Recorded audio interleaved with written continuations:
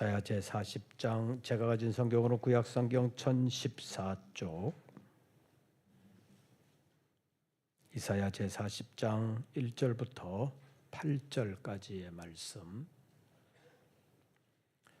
이사야 제40장 1절부터 8절까지의 말씀 함께 교독하시겠습니다. 이사야 제40장 1절 말씀을 제가 먼저 봉독합니다. 너희의 하나님이 이르시되 너희는 위로하라, 내 백성을 위로하라.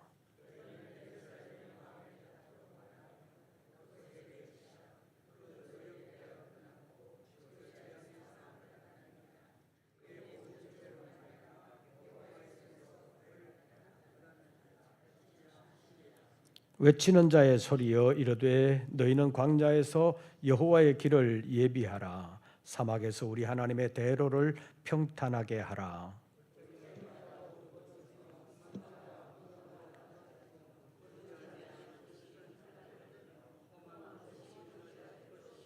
여호와의 영광이 나타나고 모든 육체가 그것을 함께 보리라. 이는 여호와의 입이 말씀하셨느니라.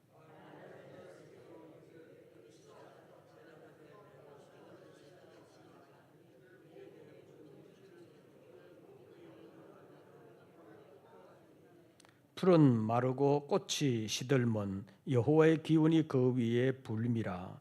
이 백성은 실로 풀이로다.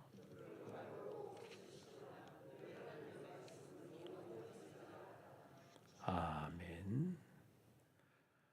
오늘도 주의 이름으로 함께하는 우리 모든 권속들에게 우리 주님의 은혜와 평강이 함께하시기를 축원합니다.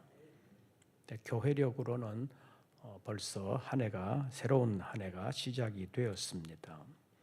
그러나 일반적인 우리 달력으로는 이제 연말 연시가 되었습니다. 그리고 교회적으로 보면 또 이번 주 토요일에 있을 이웃 초청 성탄음악회를 비롯해서 늦은비 특별 새벽기도회, 송구영신 예배 이런 행사들 때문에 마음이 부산하기도 합니다. 옛날 같으면 교회 학교에서 성탄절을 맞이하면서 성탄전야에 교회 학교 발표를 했죠. 그래서 각 부서에서 다 준비해가지고 성도들과 함께 발표를 했습니다. 그래서 그 각 교회 학교에서는 그 성탄 준비가 굉장히 큰 행사라고 말할 수 있습니다. 그리고 중고등부에서는 또 그거 말고도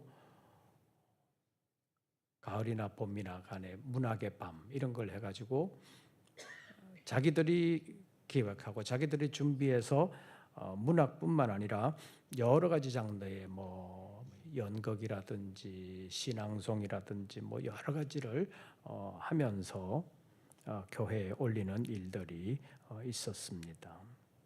그리고 성탄 전야가 되면 교회에서 밤을 새는 일들이 많았죠. 밤을 새면서 성탄 선물도 나누고 그러다가 새벽 되면 뭐해요? 새벽송이라 그래가지고 교인들 가정 대문 앞 신방을 하면서 뭘 받아와요? 과자 같은 거 받아와가지고 또 그날 저녁에 나눠 먹고 그러지요. 이러한 일들이 사실은 우리 시대에 있었던 일인데 아주 까마득한 옛날 얘기들 같습니다. 정말 세상이 많이 변했다고 볼 수 있습니다. 그리고 빨리 변하는 것 같습니다. 그래서 우리 시대에 있었던 일인데도 아주 옛날 사람들에게 있었던 일인 것처럼 느껴지기도 합니다.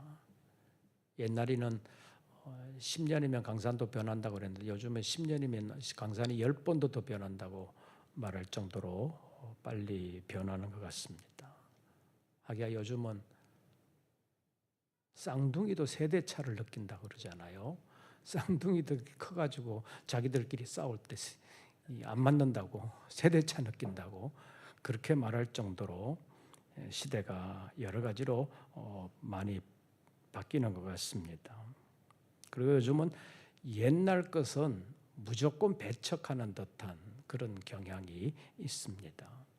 옛날에는 온고지신이라고 해서 옛날 거를 제대로 알아야 새로운 것을 할 수 있다, 그렇게 말했는데 요즘 무조건 옛날 것을 배척하는 경향이 있는데, 이런 것은 우리나라의 과거 정치인들이 너무 과거 청산한다고 과거를 부정하면서 자기들만 옳다고 주장하는 사람들이었기 때문에 학교에서도 그리고 젊은 사람들도 그 영향을 많이 받았다고 볼 수 있습니다. 외국에 오래 나가 계시던 분들은 들어오면 우리나라가 너무 살기 좋은 나라고 선진국보다도 훨씬 더 잘 사는 나라 같은데, 정작 이 안에 살고 있는 젊은이들은 이 나라가 몹쓸 나라인 것처럼, 나라에 대한 자부심은 고사하고 애국심은 고사하고 이 나라에 잘못 태어난 것처럼, 외국 나가서 살아야 되는 것처럼 그렇게 생각하는 사람들이 많이 있는 것을 봅니다. 그래서 세대 간의 가치관 차이가 더 많이 벌어졌다고 볼 수 있고, 이 간극을 잘 건강하게 메워야 이 사회가 더 건강하게 발전할 수 있다고 볼 수 있는데, 지금의 현실은 세대 간의 가치관의 차이, 또 여러 가지 차이, 이것을 건강하게 메꿀 수 있는 동력이 별로 없다고 볼 수 있고, 정치인들은 아예 거기에는 여야를 막론하고 관심도 없다고도 볼 수 있습니다. 그렇기 때문에 사회의 건전한 발전을 정치인들에게 기대하는 것은 여야를 막론하고 요원한 것 같습니다.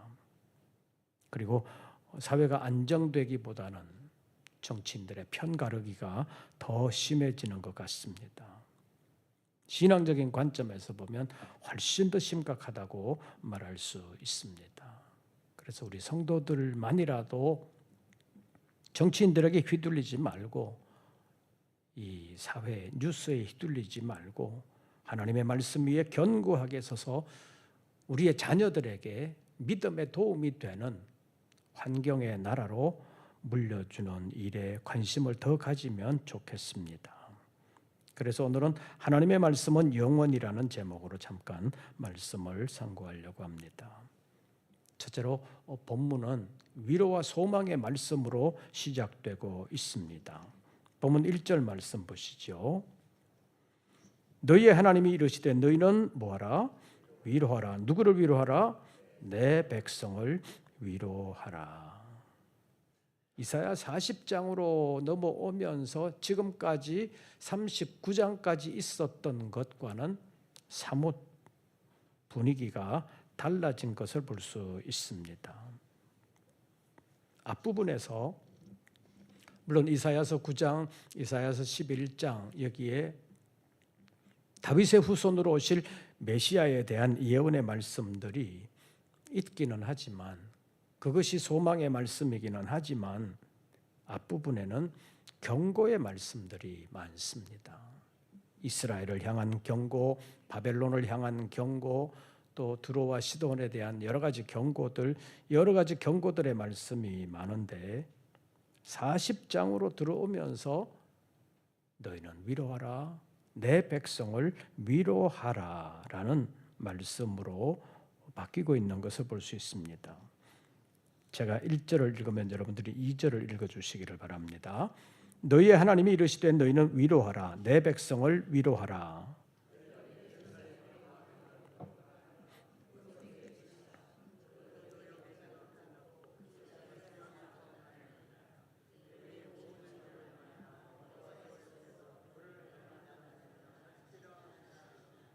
아멘. 너희는 위로하라, 내 백성을 위로하라, 이렇게 말씀하시면서 너희는 예루살렘에 어디에 닿도록? 마음에 닿도록 말하며, 마음에 닿도록 말하라고. 이건 무엇을 말하는 것입니까? 마음에 닿도록 말하며, 위로의 말씀을 전하되 마음에 닿도록 하라고 말씀하고 있습니다. 이것은 정말 위로가 되게 하라는 말씀이라고 볼 수 있습니다. 옛날 우리나라 복음선교 초기에 전도를 가장 심플하게 하면서도 전도를 많이 했다고 일컬어지는 별명이 최권능 목사님이라는 분이 있잖아요. 그분의 전도 구호가 뭐였냐면 예수천당 불신지옥 이거였습니다. 예수천당 불신지옥. 고함고함 지르면서 예수천당 불신지옥만 외쳤는데도 그 말씀을 듣고 하나님께서 역사해 주셔서 그 말씀을 듣고 마음이 찔린 사람들도 있고 마음문이 열린 사람들도 있고 여러 가지로 해서 좌우간 예수님께로 돌아오는 사람들이 많았다는 것입니다. 그래서 이사야 1장에서 39장까지의 말씀에 보면 심판의 말씀, 경고와 저주의 말씀들이 많이 선포가 됐는데 그때는 전하는 것이 그냥 선포하는 것입니다. 들어라. 마음에 안 들어도 들으라. 안 들으면 멸망당한다. 그것이었었는데 이제 위로하라고 말씀하시면서 예루살렘의 마음에 어떻게 하도록? 닿도록 말하라. 마음에 닿도록 말하라. 이렇게 말씀하고 있습니다. 그리고 그 노역의 때가 끝났고 그 죄악이 사함을 받았느니라. 이스라엘 백성들의 죄악 때문에 나라가 멸망을 당하고 포로로 잡혀가는 일들이 있었을 때 이제는 때가 되어서 그 때가 끝났다. 죄악이 사함을 받았다. 하나님의 손에서 벌을 배나 받았다. 그러니까 이제 그 벌의 때가 끝났다. 새로운 소망의 시대가 오게 될 것이다. 라는 것을 말하고 있습니다. 이스라엘 백성들 스스로 생각할 때는 아직까지는 때가 오지 않은 것 같습니다. 왜냐하면 별로 달라진 것이 없어 보이니까요. 이사야 선지자를 통해서 주시는 말씀은 위로하라 내 백성을 위로하라고 말씀하셨는데 정작 백성들의 마음에는 별로 다가오는 게 없는 것처럼 보입니다. 그래서 뭐라고 말하는지 40장 후반부에 들어가서 보시지요. 40장 27절을 보면 야곱아 어찌하여 네가 말하며 이스라엘아 내가 이르기를 내 길은 여호와께 숨겨졌으며 내 송사는 내 하나님에게서 벗어난다 하느냐. 나는 아직도 이렇게 어려운데 내가 말하는 것을 뭐 하나님이 들어주시냐. 그런 생각이 있는 이스라엘 백성들에게 아니다. 너는 알지 못하였느냐 듣지 못하였느냐.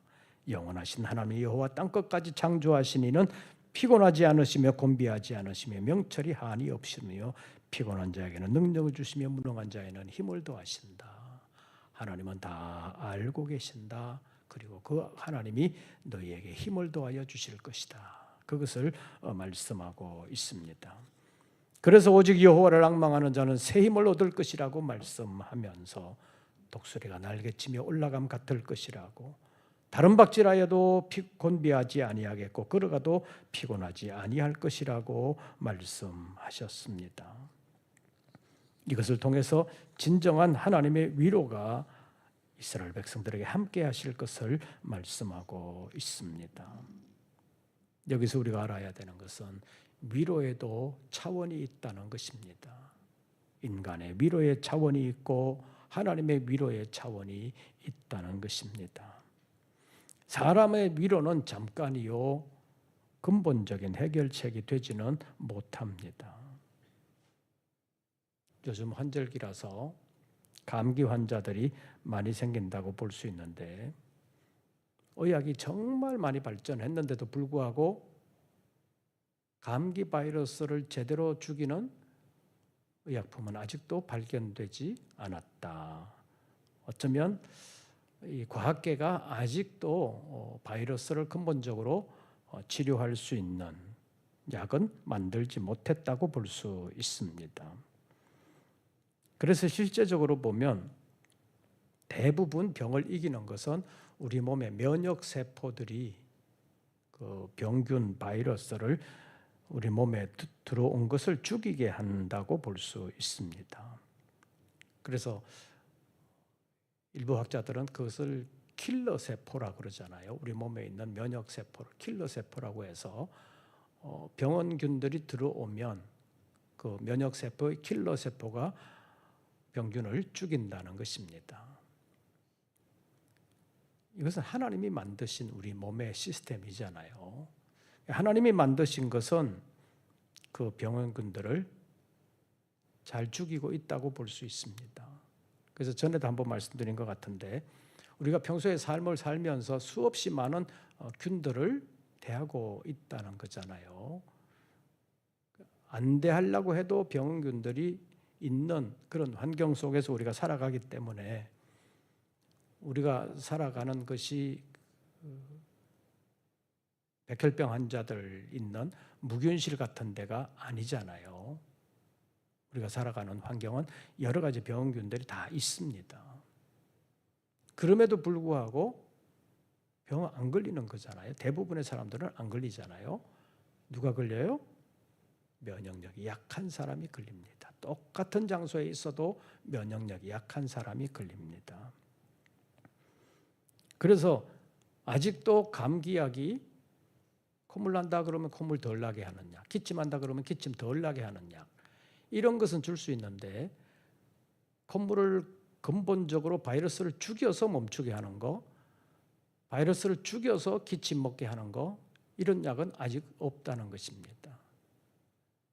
단지 증상을 덜하게 하는 것을 쓰다 보면 우리 몸의 면역력이 회복이 되어서 몸의 세포가 그 병원균들을 이겨내게 하는 것이 오늘날의 치료법이라고 말할 수 있습니다. 그래서 사실은 근본적으로 보면 우리 몸의 면역 세포가 병균을 죽이는 것이지 어떤 약이 그 병균을 죽이는 것은 아직도 아니라고 말할 수 있습니다. 그래서 정말 면역력이 약한 사람들은 약을 먹어도 별로 효과가 없는 경우가 많이 있습니다. 그래서 대부분의 질병 치료에서 보면 1차적으로 보면 사람들이 만든 약의 효과를 좀 보지만 그러나 근원적으로 보면 우리 몸의 시스템이 정상적으로 작동을 해야 모든 것이 건강으로 갈 수 있다고 볼 수 있습니다.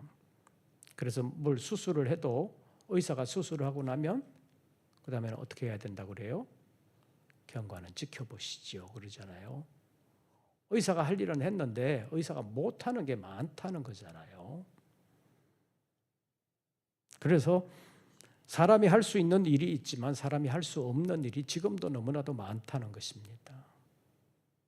그것을 하나님께서 해 주신다는 것입니다. 우리 인간 사회는 여러 가지 문제가 많이 있습니다. 그만큼 그 문제 때문에 상처받는 사람도 많다고도 볼 수 있습니다. 그런데 그 상처도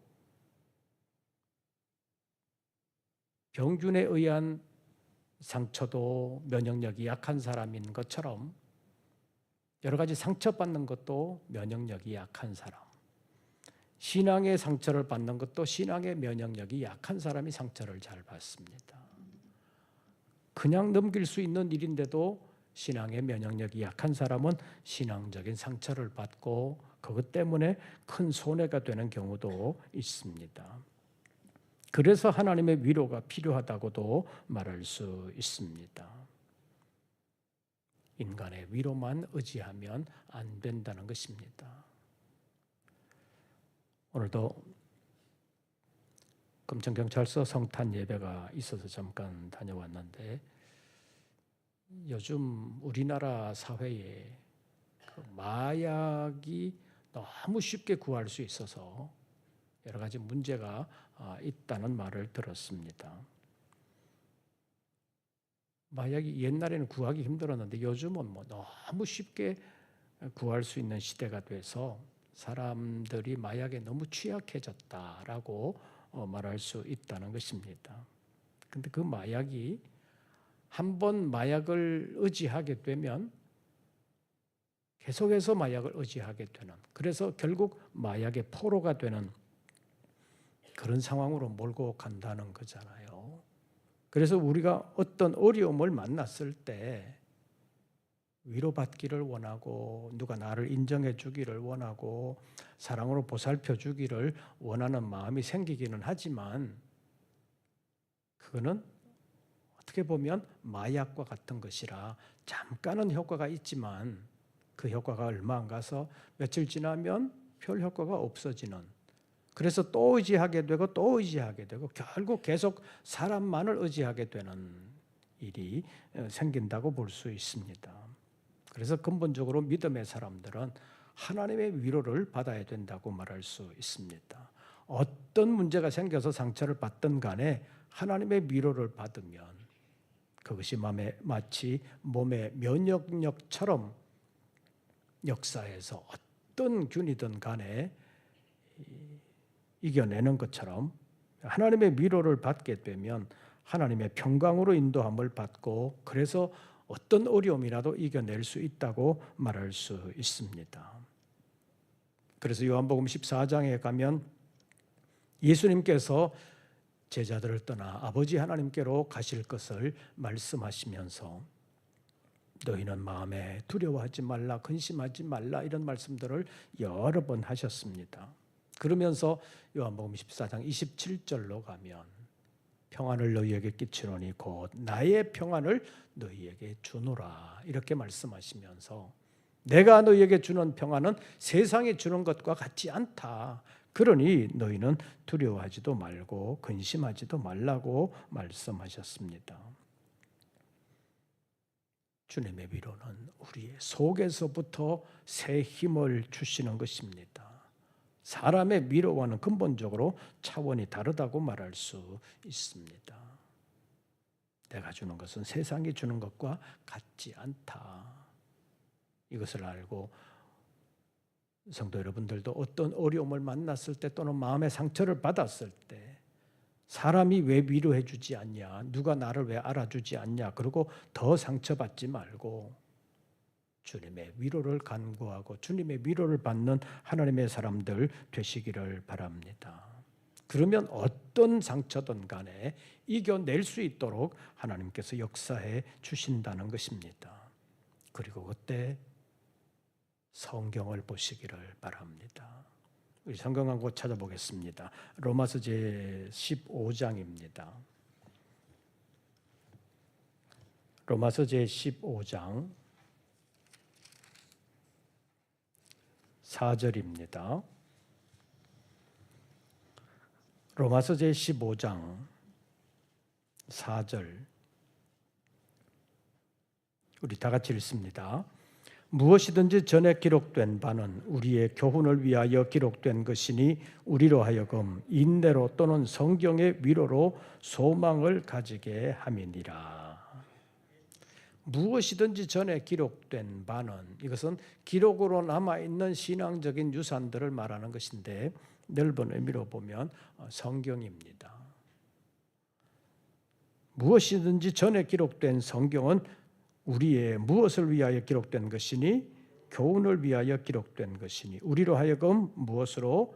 인내로. 그래서 성경을 잘 읽고 성경에서 하나님의 뜻을 깨닫게 되면 인내할 수 있다는 것입니다. 어떤 섭섭한 일을 만나도 성경을 통해서 하나님의 뜻을 발견하면 인내할 수 있는데 안 그러면 너무 섭섭해가지고 지가 나한테 그럴 수 있냐 막 그래가지고 마음에 상처가 생기고 그래서 신앙생활을 제대로 하지 못하는 사람들도 있는 것을 봅니다. 그런데 무엇이든지 전에 기록한 바는 우리의 교훈을 위하여 기록된 것이니 그렇게 말하면서 우리로 하여금 무엇으로? 인내로. 그 다음에 보시죠. 또는 성경의 위로로. 그래서 성경을 보게 되면 위로를 받게 된다는 것입니다. 그래서 마음이 울적하거나 마음이 안 좋을 때 성경을 보면 위로를 받고 우리가 평강을 가질 수가 있다는 것입니다. 그래서 성경의 위로로 무엇을 가지게 함이니라? 소망을 가지게 함이니라. 사람에게 낙심이 되거나 실망을 했을 때 성경을 통해서 그 위기를 잘 이겨낼 수 있다는 것입니다. 성경을 통해서 인내를 가질 수 있고 성경의 위로를 받고 소망을 가지게 된다는 것입니다. 그래서 여러 가지 어려움이 있을 때 주님의 위로를 생각하면서 하나님의 말씀인 성경을 읽어야 된다고 볼 수 있습니다. 그래서 우리의 마음이 번거로울 때 성경을 읽으면 마음이 푸근해지면서 걱정이 사라지고 평안해지는 것을 경험할 때가 많습니다. 그래서 사람의 위로보다는 하나님의 위로가 근본적으로 필요하다라고 말할 수 있습니다. 그래서 바벨론에 포로되어 있는 이스라엘 백성들에게 주시는 말씀이라고 볼 수 있는데 오늘 본문 40장 1절 2절 본문 1절과 2절 말씀 우리 다 같이 읽어보면서 이스라엘 백성들이 나라를 빼앗기고 얼마나 힘들었을까. 그 이스라엘 백성들을 향하여 하나님이 위로의 말씀을 주신다라는 것을 생각하면서 오늘 우리가 신앙생활하면서 참 어렵기도 하다. 참 신앙 지키기 어렵다. 그런 생각이 들지만 옛날 이때 이스라엘 백성들에게 비한다면 훨씬 낫다는 것을 생각하면서 1절과 2절 두 절 말씀 우리 다 같이 봉독합니다. 너희의 하나님이 이르시되 너희는 위로하라. 내 백성을 위로하라. 너희는 예루살렘의 마음에 닿도록 말하며 그것에게 외치라. 그 노역의 때가 끝났고 그 죄악이 사함을 받았느니라. 그의 모든 죄로 말미암아 여호와의 손에서 벌을 배나 받았느니라 할지니라 하시니라. 아멘. 그래서 앞으로 신앙생활 하시면서 나라를 잃고 수없는 억울한 일들을 많이 겪었던 이스라엘 백성들에게 선지자를 통해서 위로하라, 내 백성을 위로하라고 말씀하신 그 하나님의 사랑, 하나님의 은혜가 오늘 우리에게도 있다는 것을 기억하고 늘 믿음 안에서 승리하는 하나님의 사람들 되시기를 바랍니다. 두 번째로 하나님의 말씀의 처방은 그 효력이 근원적이고도 근본적이라고 말할 수 있습니다. 왜냐하면 하나님의 말씀에는 하나님의 능력이 함께 하시기 때문입니다. 사람의 말, 사람의 위로는 말로 그칠 수밖에 없는 때가 많습니다. 그래서 사람의 말은 공수표가 되는 때가 많다고 볼 수 있습니다. 왜냐하면 그 사람이 악의로 그렇게 한 것이 아니라 선의로 한다 할지라도 그것을 다 이루지 못할 때가 많기 때문이라고 볼 수 있습니다.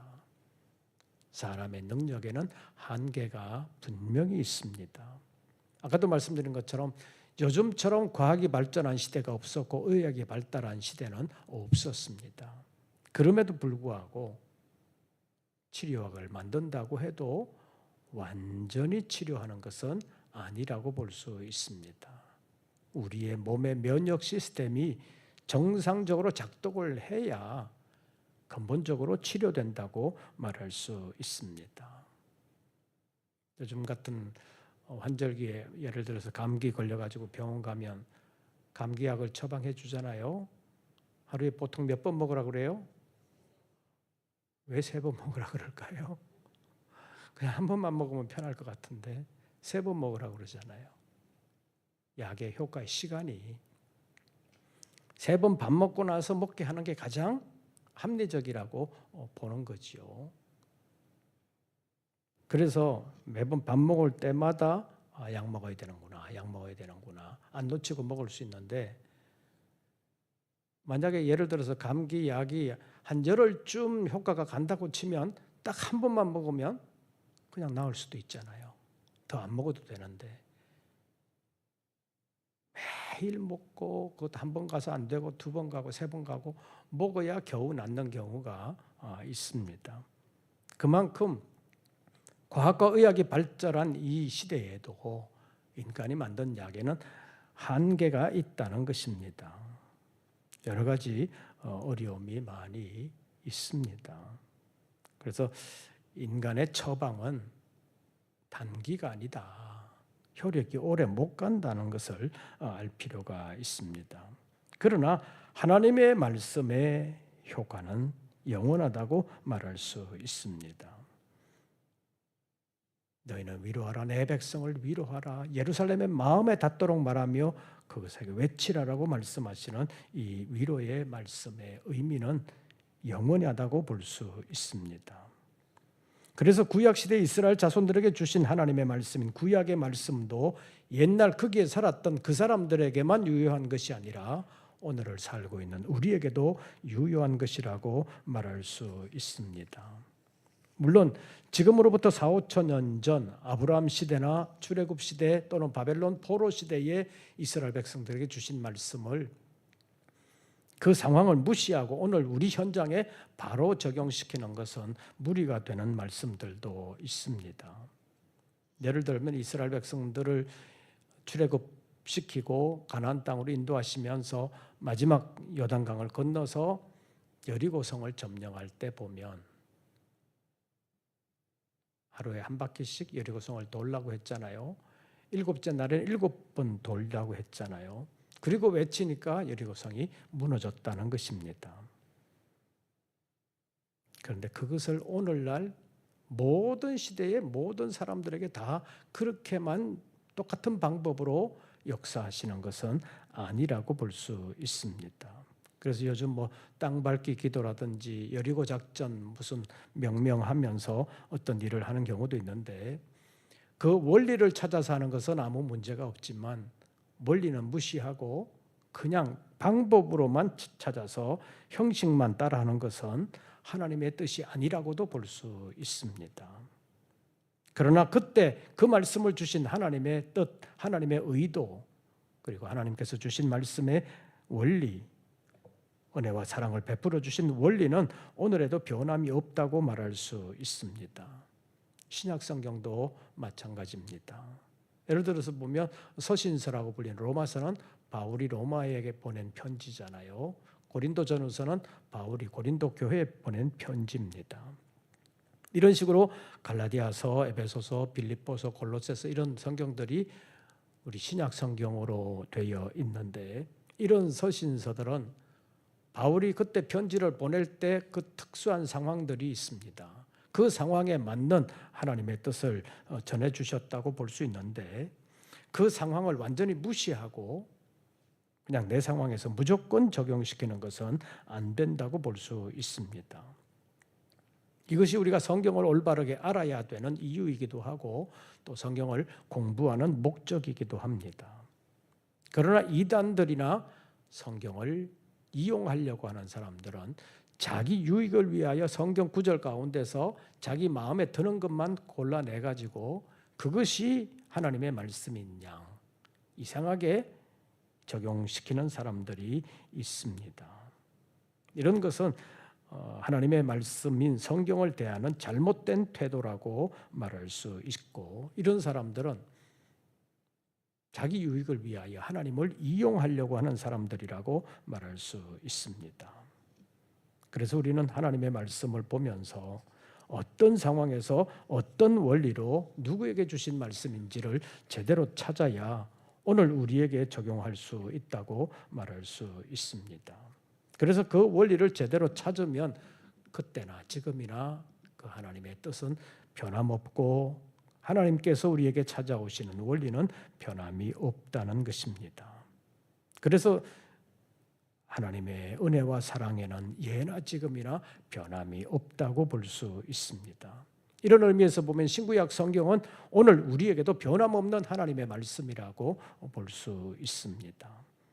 이런 것을 오늘 본문에서는 뭐라고 말씀하고 있는지 6절에서 8절까지 이 석절 말씀 보겠습니다.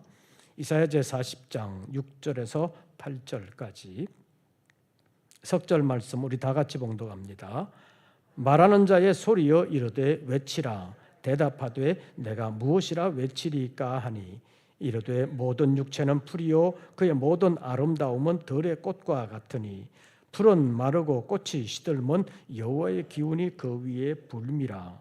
이 백성은 실로 풀이로다. 풀은 마르고 꽃은 시드나 우리 하나님의 말씀은 영원히 서리라 하라. 아멘. 인간의 모든 것은 들의 풀과 같아서 그 유효기간이 길지 않다는 말입니다. 그래서 인간의 모든 영광도 풀의 꽃과 같아서 그리 오래가지 않는다는 말입니다. 그래서 권불십이라는 말이 나왔는데 이 동양에서나 서양에서나 역사를 보면 권력이 10년 가기가 그렇게 쉽지 않다는 말입니다. 가끔 독재자들이 몇십 년 동안 권력을 유지하는 경우가 있지만 그것도 특수한 경우고 그래도 영원하지는 않다는 것입니다. 그러나 하나님의 말씀은 변하지 않을 뿐만 아니라 영원한 효력이 있다는 것이 사람의 말과 사람의 권력과 다른 점이라고 말할 수 있습니다. 하나님의 말씀의 효력은 그 시대에 거기에 있었던 사람들에게만 유효한 것이 아니라 오늘을 살아가는 우리에게도 유효하다고 말할 수 있습니다.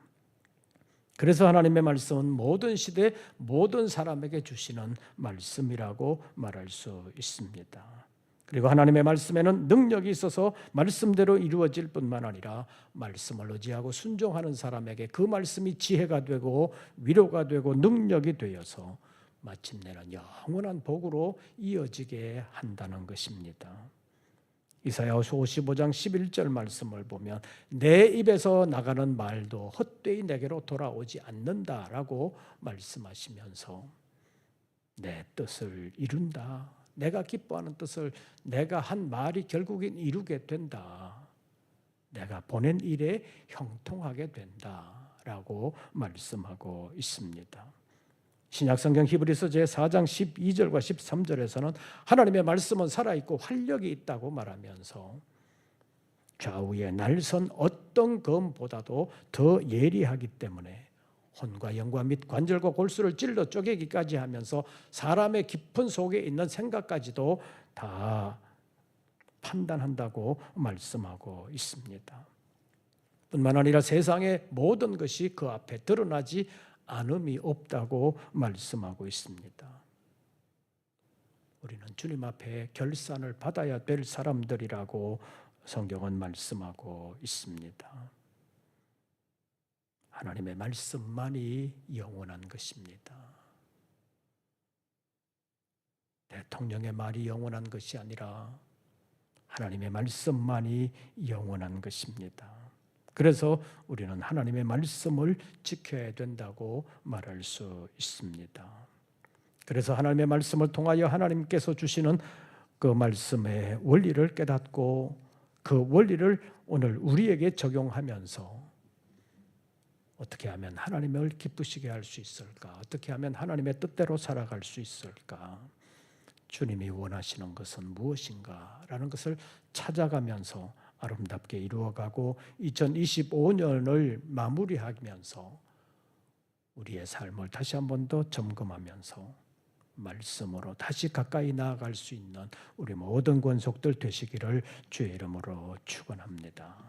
우리 찬송 부르시고 잠깐 기도하겠습니다. 380장입니다.